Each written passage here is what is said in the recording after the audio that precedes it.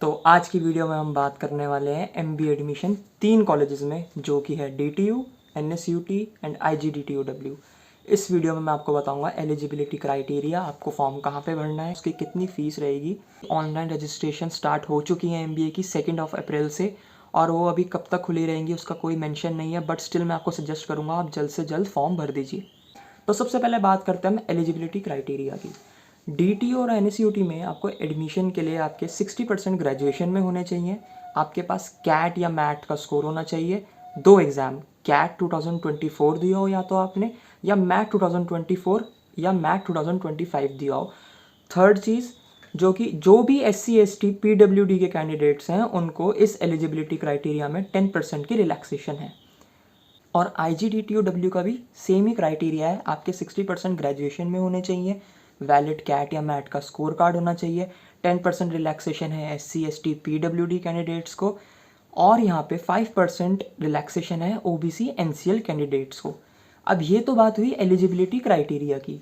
आपको फॉर्म भरना कहाँ है, उसके लिए आपको वेबसाइट विजिट करनी है CMAC, जिसे हम बोलते हैं CMAC, जिसका लिंक मैं डिस्क्रिप्शन पे भी दे दूंगा। जैसे ही आप क्लिक करोगे वहाँ पे आपको MBA 2025 एडमिशन का आपको पोर्टल मिलेगा। उस पर क्लिक करके आपको अपनी लॉगिन आईडी बनानी है, आपको लॉगिन करना है उससे, और फिर आपको फॉर्म भरना है। फॉर्म की फ़ीस रहेगी 1500 प्लस ट्रांजेक्शन फ़ीस। 1500 रुपये का आपको एक ही फॉर्म भरना है, जो कि तीनों कॉलेजेस के लिए होगा, DTU, NSUT एंड IGDTUW।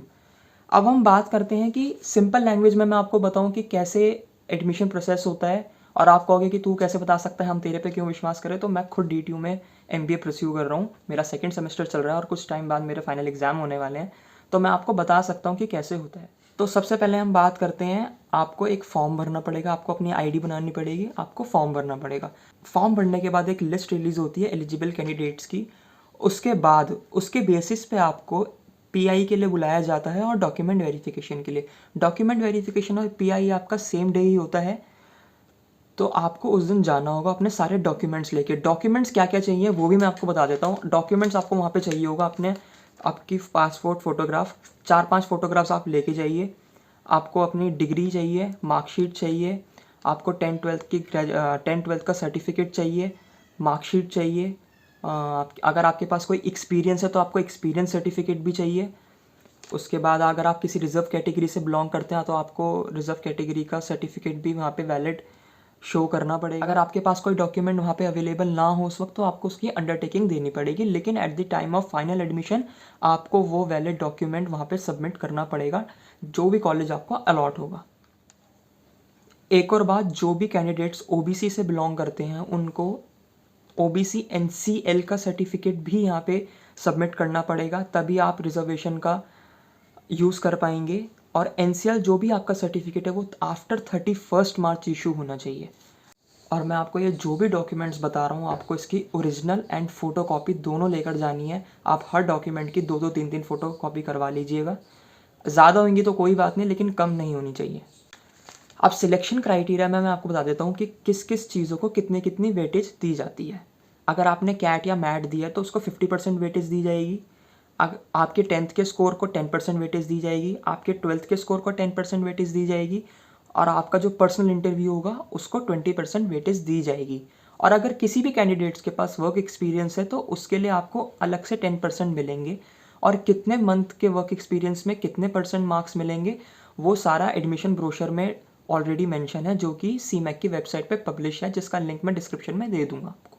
अब हम बात करते हैं फाइनल ईयर स्टूडेंट्स की। जो भी फाइनल ईयर स्टूडेंट्स एडमिशन के लिए अप्लाई कर रहा है, उस टाइम तक उसके जिस भी सेमेस्टर तक का रिजल्ट डिक्लेयर हो चुका है, उसके उस सेमेस्टर तक 60% या अबव होने चाहिए, जो कि आपको वहाँ पे वेरीफाई करवाना पड़ेगा।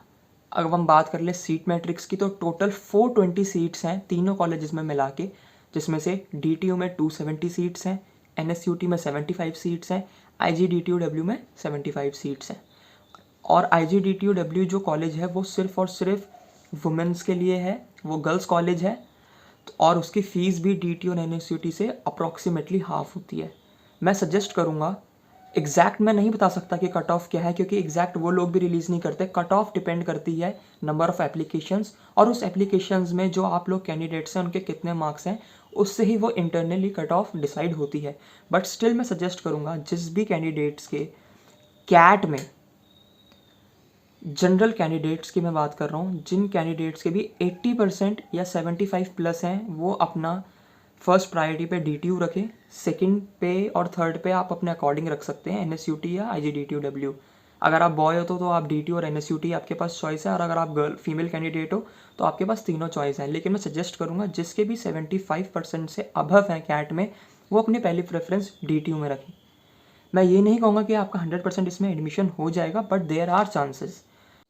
और मैट का मैं कुछ नहीं कह सकता, क्योंकि फ़र्स्ट प्रेफरेंस कैट कैंडिडेट्स को दी जाती है। अगर आपके कैट में 50% है और अगर आपके मैट में 90% है, स्टिल कैट कैंडिडेट्स को फर्स्ट प्रेफरेंस दी जाएगी, पहले सीट उनसे फिल होगी, उसके बाद मैट कैंडिडेट्स को कंसीडर करा जाएगा। लेकिन स्टिल फॉर द आइडिया, अगर आप जनरल कैंडिडेट हैं और आपने मैट दिया है, तो मैं आपको सजेस्ट करूँगा अगर आपके 95 प्लस हैं तभी आप मैट के थ्रू अप्लाई करिएगा।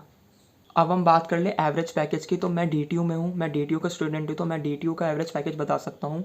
लेटेस्ट लास्ट डेटा के अकॉर्डिंग DTU का एवरेज पैकेज जाता है 10.5 LPA, और इसकी फ़ीस है 5 लाख फॉर 2 ईयर्स। तो 5 लाख में आपकी 2 साल की पूरी MBA हो रही है।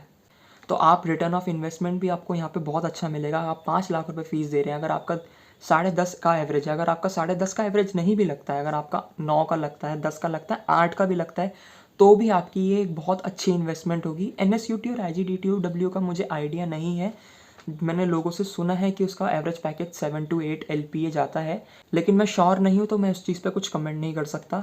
बाकी अगर आपका कोई भी डाउट हो तो आप कमेंट सेक्शन पे पूछ सकते हैं, मैं जल्द से जल्द रिप्लाई करने की कोशिश करूँगा। I hope this video helps. All the very best.